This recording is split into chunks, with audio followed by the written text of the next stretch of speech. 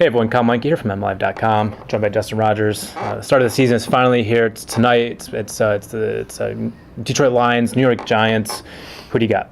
I don't think the Lions could have drawn a better matchup. They're getting a team that is coming off a pretty bad season with a new offense that they're really struggling to adapt in. Offensive line is banged up. In fact, the entire Giants roster is banged up. I think they've got like 3 healthy starters. It seems like it's hard not to pick the Lions in this game. And it's just a perfect setting for them to open the season at home Monday night, raucous Ford Field crowd against an opponent that really doesn't have it together right now. I'm with you. I just a quick anecdote. I did a video thing this week with our sister company over at NJ.com, and the last question was injury report. And I'm like, well, Kyle Van Noy's not going to play because he's on short-term IR. James Ahedibo has some questions around him, but he'll probably play after practicing at the end of this week. And that's all I got.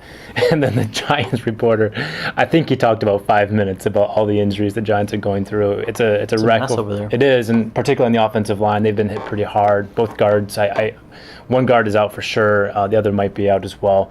And that's a problem when you're going up against Ndamukong Suh and a quickly improving Nick Fairley. You pair that huge mismatch and with what the offense is going to do. There's no film on that Lions offense, and then you throw it in just the mess that Ford Field is going to be tonight. It's just going to be bananas with everything that's going on downtown and the start of the season, Monday Night Football, national stage. I just don't see any way the Giants win this game. You know, the thing that interests me the most, I think it's a great first test for Matthew Stafford. You know, the Giants secondary, if there's one strength, it's that group. They added a couple really nice names in free agency this year, and Rogers Cromartie and Walter Thurman. Pretty good safeties. Prince Amakamara is coming back. He's a young player that continuously is getting better. Defensive line is pretty solid. So, you know, they're going to put the Lions passing attack, which we expect to be, you know, one of the best in the NFL, to a test early. So if the Giants are able to keep it close, it's going to be through the play of their secondary. Yeah, that's the big strength for the Giants. One thing the Lions, I think, have in their at their advantage is the fact no one's seen this offense play. I mean, we saw a pretty vanilla scheme throughout the preseason, as most teams do. And, you know, they did a nice job last year with Calvin Johnson and defending him. I think he had 3 catches, if memory serves. But this year he's going to move all over the place. He's not just on the outside anymore. He's playing in the slot. They're going to have Eric Ebron in the same deal outside in the slot. And, of course, Ebron wasn't around last year. The scheme is a lot different. Matthew Stafford's been honed throughout the offseason. No one really knows what they're going to see, and that includes the New York Giants, and I think that helps kind of blunt maybe some of the advantage that New York would have otherwise had. And you can't discount the health of Calvin Johnson. At the end of last year, he was banged up, fingers broken, knee getting drained every week. His finger was actually perpendicular to his hand. And he's healthy now, so 3 catches seems unrealistic. You know, we also don't know what we're going to see from the New York Giants offense, but the nice thing is, for the Lions at least, the guy they brought in to coordinate McAdoo. He was the quarterback's coach at Green Bay. He's installing a West Coast system very similar to what they play in Green Bay. The Lions should, you know, be familiar with what Green Bay runs. It's not going to be exact. The personnel is different. That's how it works. The Lions aren't exactly the Saints, even though we know they're going to have a lot of those pieces in place.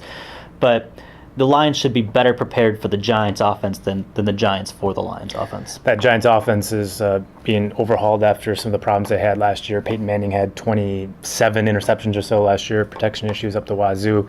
It was a mess, so they brought in new blood, new scheme.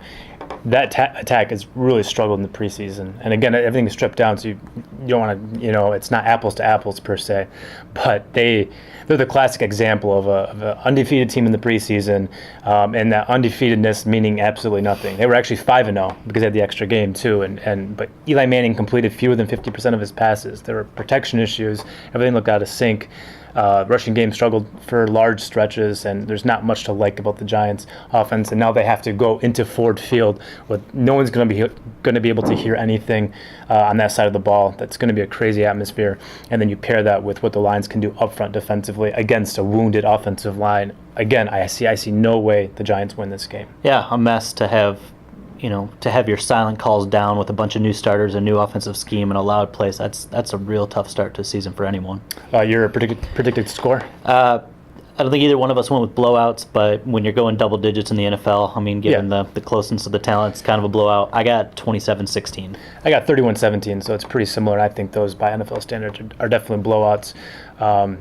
That's the way we see it. Tune in tonight for the Lions and the Giants on Monday Night Football. For Justin Rogers, I'm Kyle Meinke. We're MLive. Keep it right here.